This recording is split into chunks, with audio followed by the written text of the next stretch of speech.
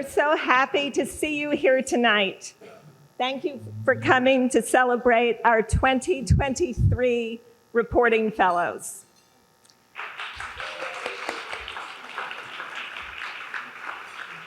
We'd like to welcome not only the Reporting Fellows, but also our Pulitzer Center board members, Campus Consortium partners, and special guests who are here this evening. You'll hear proper introductions to tonight's speakers a bit later on. Many thanks to those speakers and to the 4 journalists who will present tomorrow on the How to Tell a Good Story and Get the Word Out panel. Peter Canalos, Ritu Chatterjee, Jamie Joyce, and Julia Rendelman. And to the amazing Pulitzer Center team who are joining us tonight, thank you for being here. Thank you for all the work you do.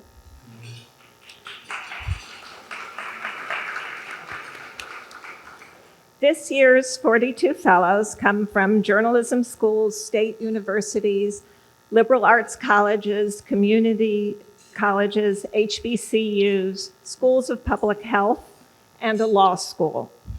I'd like to ask all of our fellows to please stand to be recognized.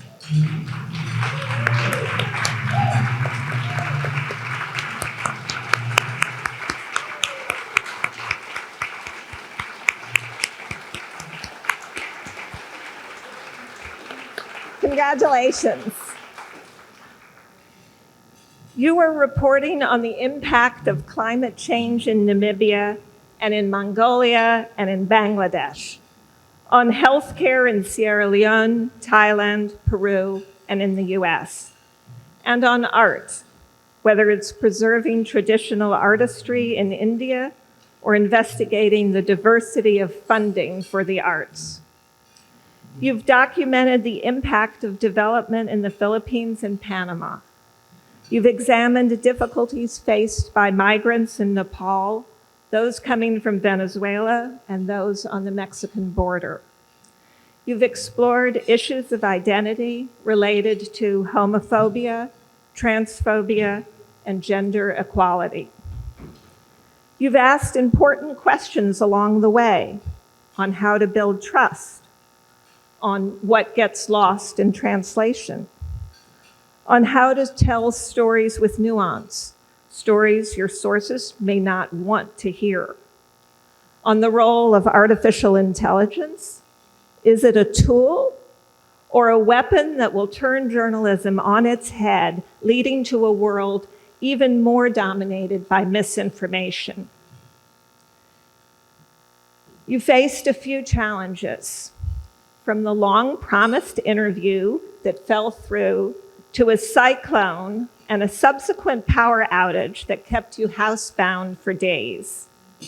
A broken arm resulting from a fall on rocky terrain. Thank you for those WhatsApp messages letting me know you were okay.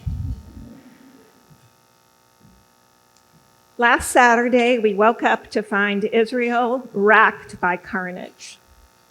Throughout the week, more bloodshed, lives lost, families torn apart, so many funerals. The enormity of this tragedy shakes us to the core. The cruelty confounds us. It has been a hard week, and I'm thankful we can all be together now. And I'm grateful to you and to all journalists for the work you do in telling stories, many of them difficult to tell. You've told me it is not easy when someone you interview, who leads a very different life from your own, cries out for help. You ask yourself not what it means to be a journalist, but what it means to be human, to be connected to others. And then you remind yourself that yes, it is still important to tell stories, and that means something.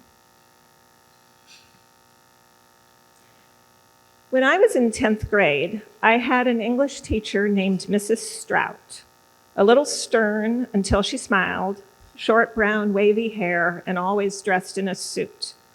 All year long, Mrs. Strout would scribble in the margins of our papers 2 words, "Be specific."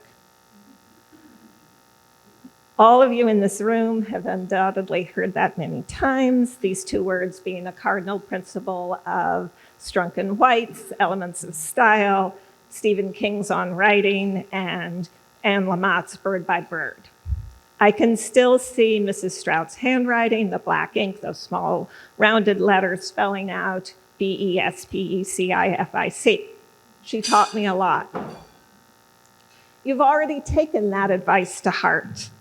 I see it when you write, as you ferret out the facts, keeping your eyes and ears open, sharing details. The heavy downpours in Nigeria, a flawed drainage system and poor city planning, quote, deteriorated roads resulting in broken knees. Women in India, quote, carefully examining every stitch, loop, twist, and knot, occasionally making swift surgical alterations with a sewing needle to small patches of embroidered mosaics of deep reds, blues, and burnt oranges, painstakingly symmetrical and impossibly intricate. But you're also very good at showing us the big picture, whether it's how to break through partisan climate wars in Appalachia, or why sustainability and fair labor practices in the fashion industry matter, or showing the importance of the intersection of indigenous knowledge with Western science in mitigating the effects of climate change. You've introduced us to Ali, the Tunisian migrant who, like so many other migrants, won't give up risking his life to cross the Mediterranean. And to Maria Vasquez, a migrant farm worker from Guatemala who volunteers at Florida's Cultivate Abundance community garden in an effort to combat food insecurity. You show why you care and why we should as well, knowing that it is important to tell stories that mean something. Thank you for doing that. I've learned so much from all of you. Keep up the good work.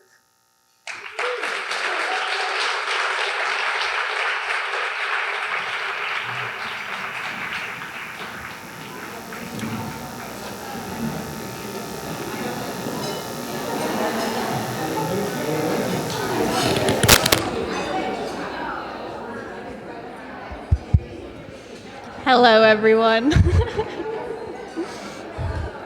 I promise there will be more time for conversation.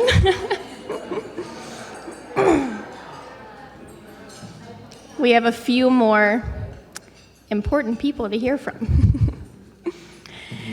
Good evening. As Kem has already said, it's really wonderful to have everyone together here in DC to celebrate our 2023 Reporting Fellows. My name is Libby Moeller.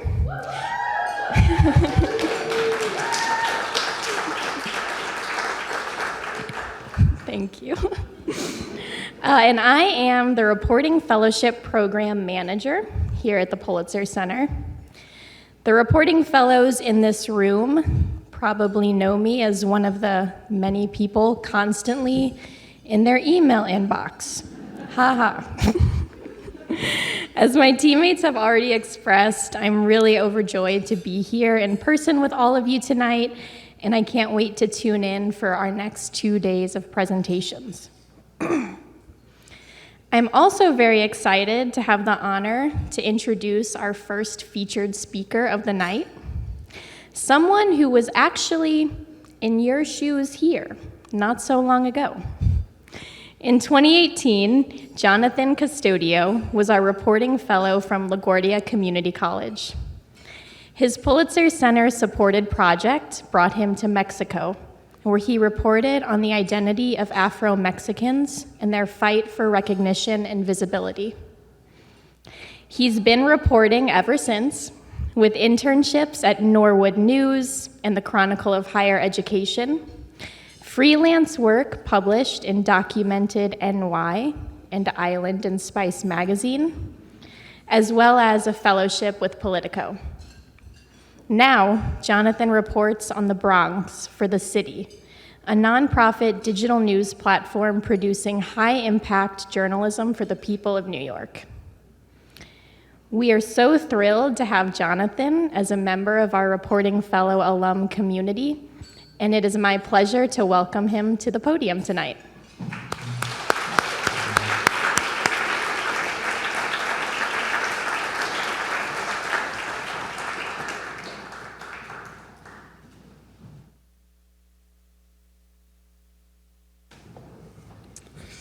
Thank you so much, Libby. I also enjoyed getting your emails. I'm definitely nervous, so feel free to just eat and not pay attention at all.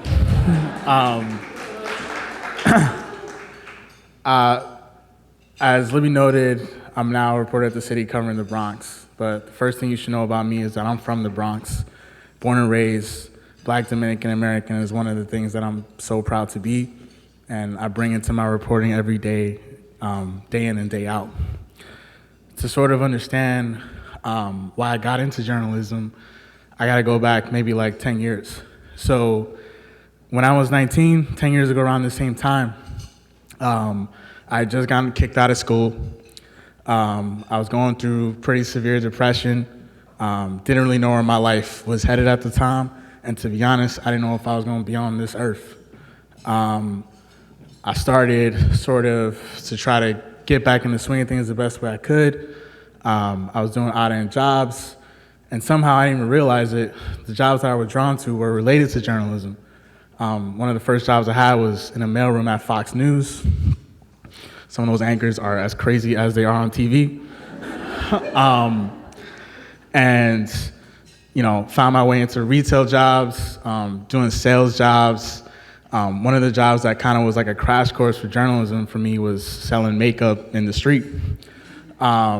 I would talk to like 300 people a day, just go right up to you and bother you and say it's hyperallergenic, it'll change your life. Most people did not believe it. But it kind of readied me for journalism because when I got to the point where I was ready to go back to school at LaGuardia Community College, I joined the school newspaper and kind of caught the bug. And I was like, so I could just walk up to people and talk to them, but I don't gotta sell them nothing? I am sold after that. So like for me, it was like lightning in a bottle. And since then, I've definitely looked back, questioned, my industry and like what I wanna do. I've turned around a couple times, taken a few steps, I'm not gonna lie, but I always come back. And as Libby mentioned, I've had some amazing experiences, and it started kind of right here with the Pulitzer Center. And the fellowship was the opportunity that kind of opened the door for me in so many different ways. Being able to be in Mexico for 3 weeks by myself. While I grew up in a Spanish-speaking home, interviewing people in Spanish was like a whole nother animal. And I had a lot of trouble in that first week. Like, I was second-guessing myself a lot. I was kind of lacking confidence. But then I got more comfortable just trying more, just doing it, which is often how we get better at this job and what we like about it. You just throw yourself into the fire and you figure it out. And I got to go into these small towns and see the culture and the pride and just the forcefulness that people try to fight for their rights in the way that we often try to fight for information. And I came away from that, still to this day, probably one of the best journalism experiences I've ever had. And I'm sure a lot of you feel the same way, or are about to feel the same way. And that drew me into internships, fellowships. Being able to report in the Bronx has been a blessing for me. And like the lessons that I've learned along the way are, I could write a book on it at this point. I'm not going to, but I feel like I could. And one of them is community. To be honest, I can't tell you how many times I've leaned on other journalists, especially journalists who look like me and understand, kind of trials that we face in particular. And sometimes it's not like, hey, what's this job? What's going on here? Sometimes it's just like, yo, I just need to talk, man. This story is pissing me off. This department doesn't get back to me, whatever it is. I've been frustrated, I've been angry, but I've loved every second of journalism that has brought to me in this life so far. And to be able to have like a full circle moment, coming back home and reporting where I'm from, walking the same streets that I grew up, seeing a lot of the same struggles that people have had, the same enjoyment, the same blessings that people have had, has been a blessing for me. And to write stories about, maternal health, to write stories about housing and flooding insecurities, to the beauties of the Bronx, like our beautiful Bronx River getting rejuvenated and the oyster restart getting revitalized where we're at. Sometimes I've stopped and like, don't take that stuff for granted. And like the experiences that you guys are having and will have, like, I know y'all not taking that for granted, but I just want to say don't take that for granted because it's amazing. And I know y'all feel it, it's amazing. And yeah, I think I'm running over time, but like, one of the things that one of my mentors told me is that in this industry, some of the things you'll need is like skills, connections, and luck. And I feel like that has held true for me up until this point. But like I said, the biggest thing for me has been the people that I've leaned on and just taking those chances and taking advantage of those opportunities. You're always gonna feel, not always, but like sometimes you will feel that imposter syndrome. You're not alone. People who have been doing this for longer than you have feel the same way. Don't let that detract you from doing what you wanna do. Don't let that detract you from taking those chances and throwing yourself in the water, because you belong here. And I don't know if anyone's ever told you that, but sometimes you need to hear it more often.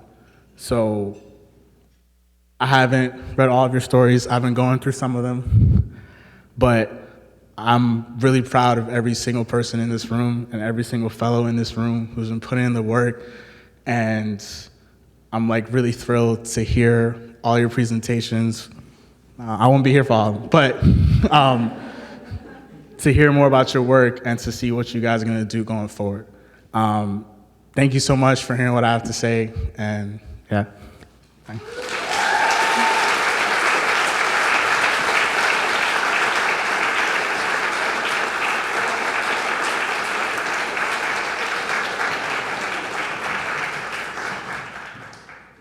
Hi, everybody.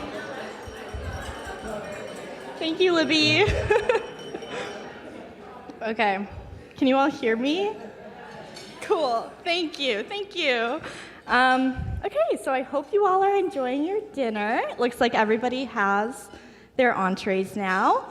So I hope you're enjoying your meal, or I guess maybe I should say salmon, because I happen to know that that is what almost all of you ordered for your main meal tonight. But that's okay, I did too, so no judgment there. Anyway, my name is Jazzy Gray. Thank you. And like many of you, I'm so happy to be here celebrating my very first Washington weekend. I joined the Pulitzer Center's reporting fellowship team as a program coordinator earlier this year, and now I'm excited to be here introducing your next speaker for this evening. So Nick Schifrin is an award-winning foreign affairs and defense correspondent for PBS NewsHour, where he leads the broadcast's daily foreign coverage and has created week-long series from nearly a dozen different countries. Nick has also been a Pulitzer Center grantee many, many times over.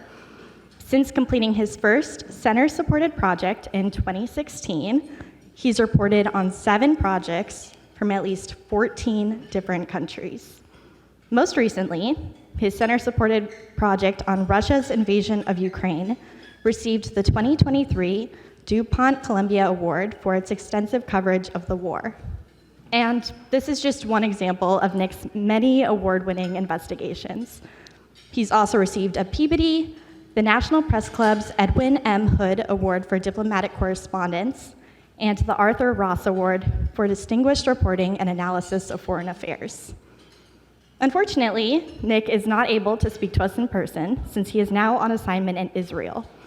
However, he did find time to prepare remarks about reporting on conflict and resilience, which will play now on this screen right here behind me. So without further ado, I give you Nick Schifrin, virtually, after I get the screen set up.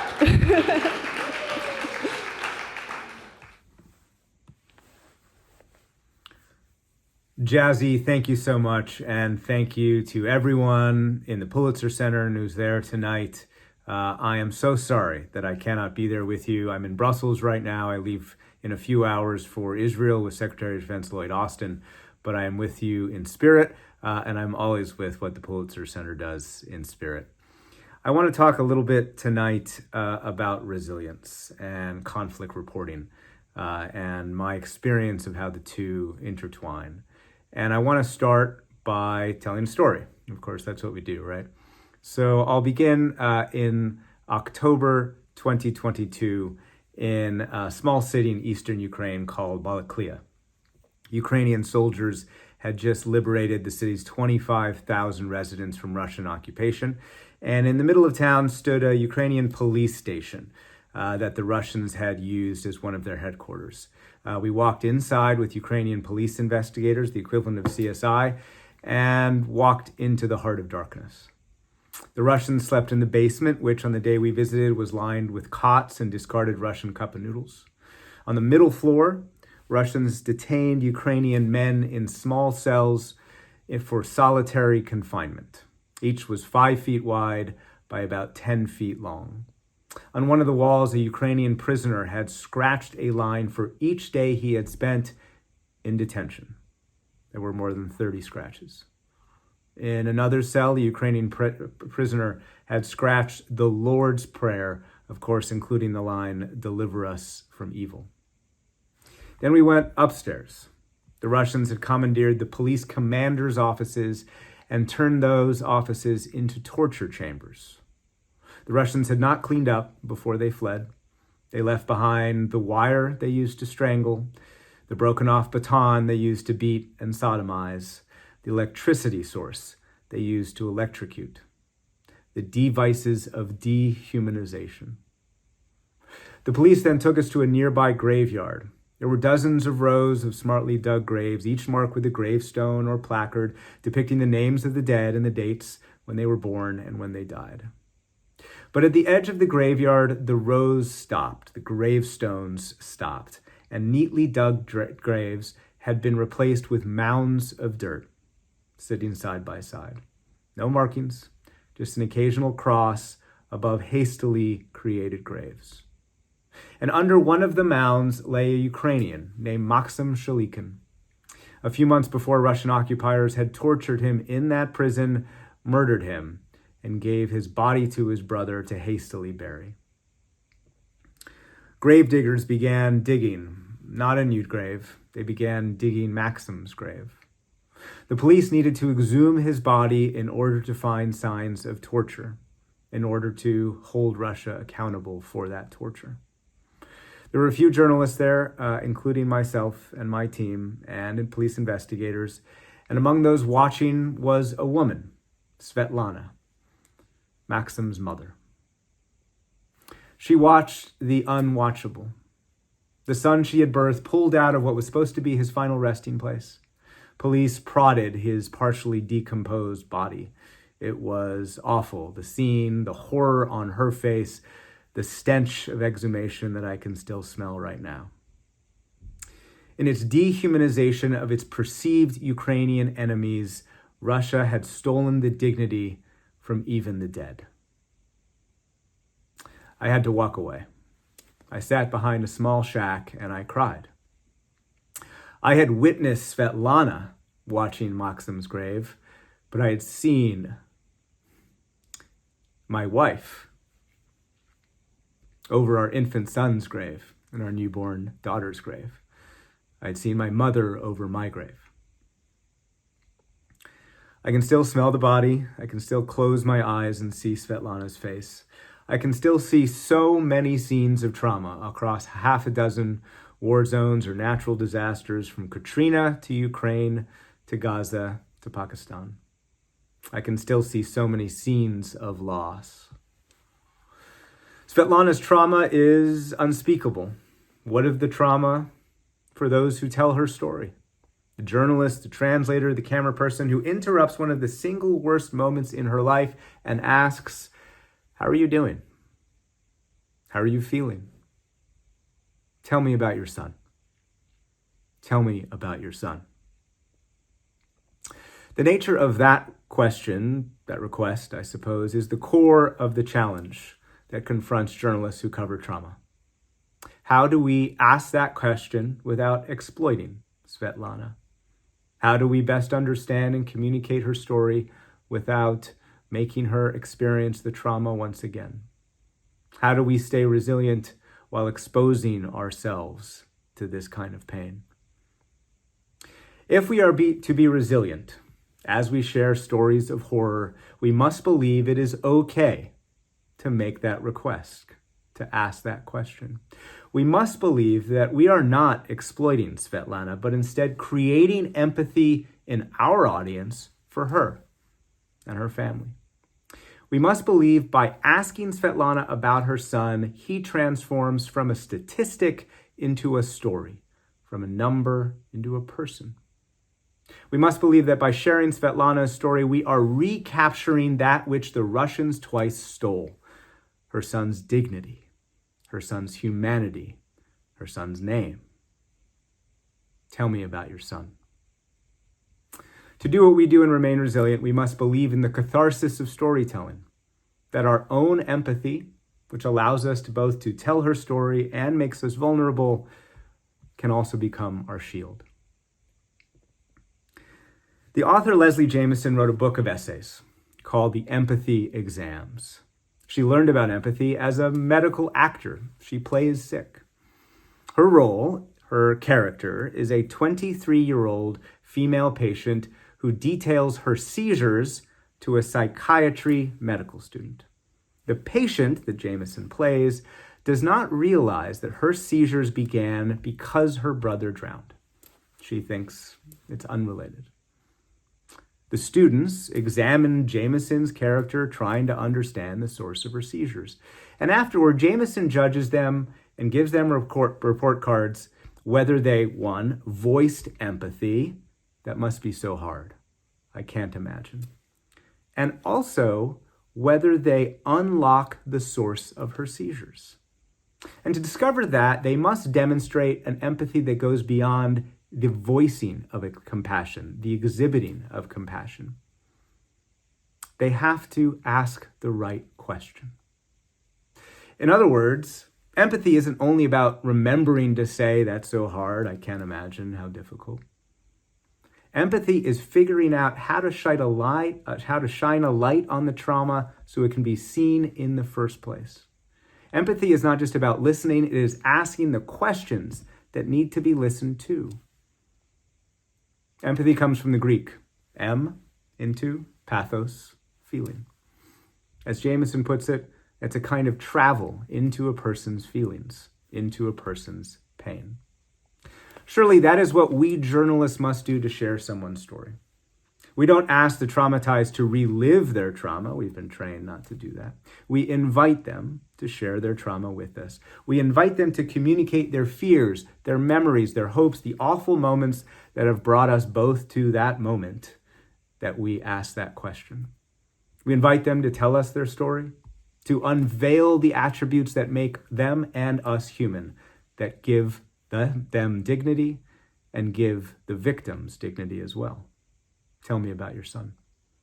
We sit with our characters, we probe their memories and emotions, not to exploit, but to understand, to unlock that which it is vital to share. And to share their story, we must demonstrate a willingness to travel into their pain. We must not only voice empathy, but figure out which questions to ask. We must find the trauma so we can understand it and then hopefully communicate it in a way that is memorable and meaningful for our audience. And if we want our readers or viewers or listeners to give a shit, excuse my French, we better give a shit too. I have cried countless times during interviews. I believe, they're not crocodile tears. I cry because despite having covered multiple conflicts, I'm still shocked by what some armies or people are capable of unleashing onto other people, often their own. I cry because I still feel the pain of loss, even if I have the privilege to leave the country that is at war. My visit is temporary. Their loss is permanent. I cried a few months ago, again, north of Kharkiv in Ukraine, with a 65-year-old Ukrainian named Anatoly Khrapach. The area that we were visiting had recently been liberated by Ukrainian soldiers, and once again, the Russians left behind horror. A Russian tank had fired on a car carrying a family trying to escape north from Kharkiv city. That day, a few months before we got there, the Russians had killed a man named Andriy and his daughter, Ksenia, who was 9 years old. The burned out shell of the car had sat there for a few months on the side of the road until that day when we got there with Ukrainian police investigators. Khrapach was not one of those investigators. He was the father of Andriy, the man who was killed in the car while trying to flee Kharkiv. Tell me about your son. We had a good cry. I asked him, why are you here? Why have you chosen to expose yourself to the scene of the crime, the spot where your son had been murdered? He said something that I only now understand as a parent. How could I not be here? Being there is what we do, and yet doing that is exactly what makes us vulnerable to post-traumatic stress. In my experience, the extent of my injury, and I do label it an injury, correlates directly to how deep I went, how far I traveled into people's pain. That strikes me as a genuine occupational hazard. That which allows us to do our jobs is the very thing that creates burnout. It is the very thing that leads us to be overwhelmed or even self-destructive. I'll admit, I have not always been good at self-care.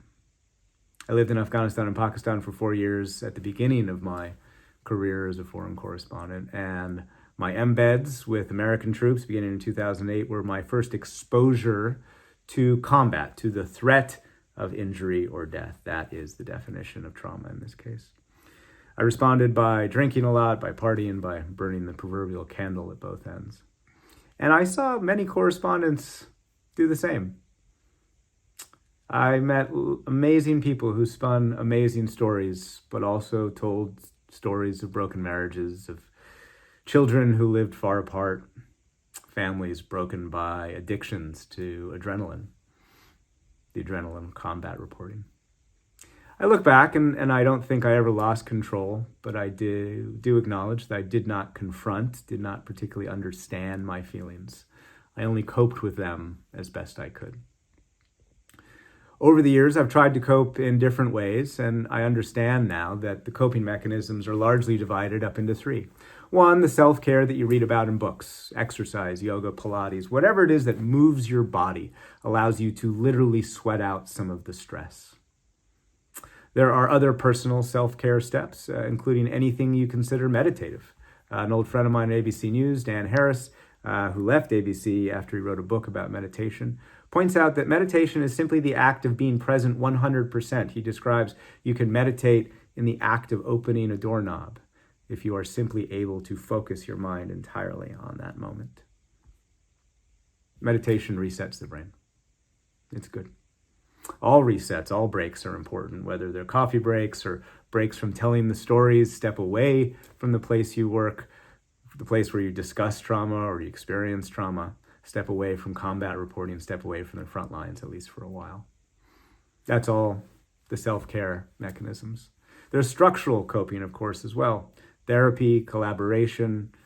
I highly encourage sitting with therapists and sitting with colleagues. There is no replacement for those moments at the end of the day when, usually over a a bourbon or something similar, you go over the day and you commiserate, and then you wake up again a few hours later and you start anew.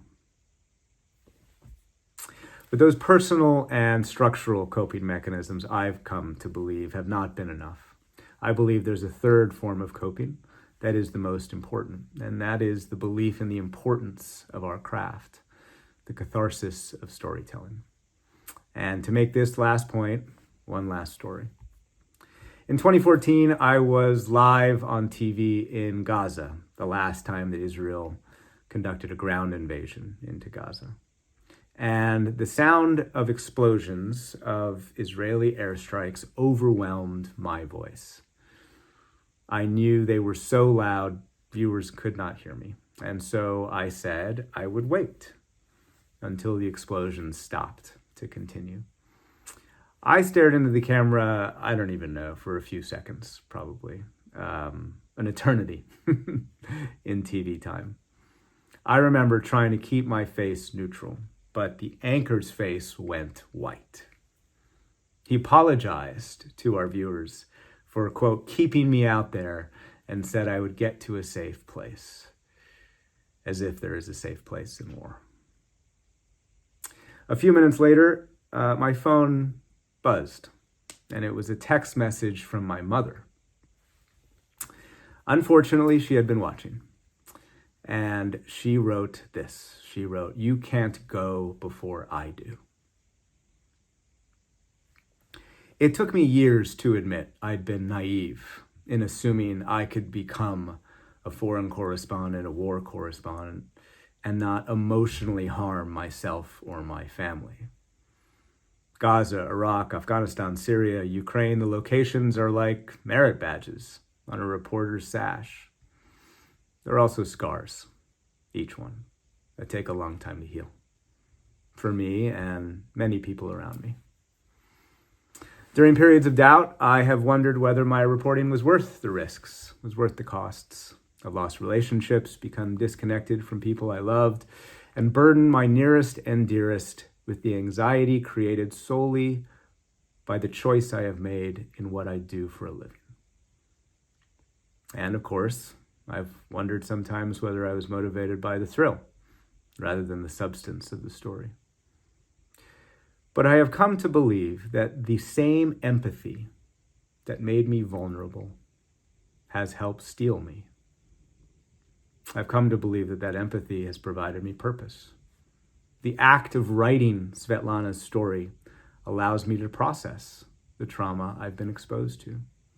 The act of sharing Svetlana's story provides the reason for my taking risks, for putting my family through the pain of watching me stay silent as the missiles flew.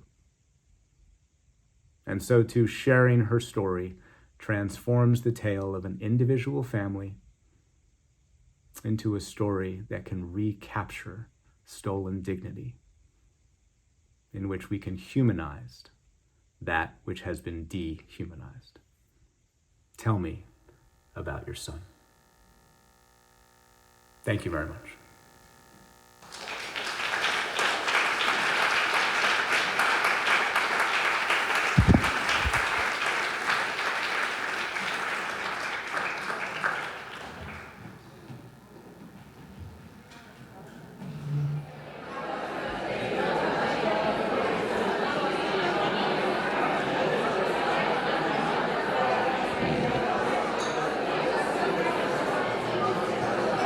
Hello and good evening again. Well, not again for me, but again to say good evening by my fellow teammates.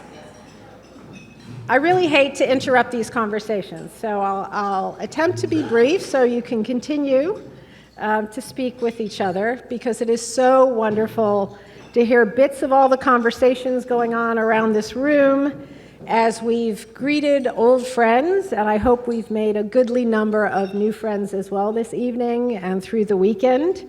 I know I have, and hope to continue these conversations.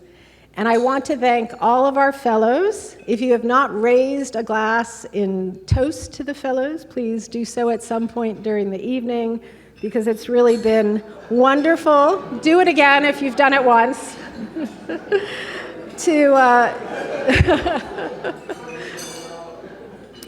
It was wonderful to hear from our fellows who presented today, and I'm looking forward to learning so much more over these next few days from the rest of you. I'm also very glad that we have a number of our campus partners here in the room with us this evening and throughout the weekend, and we so appreciate our partnerships together.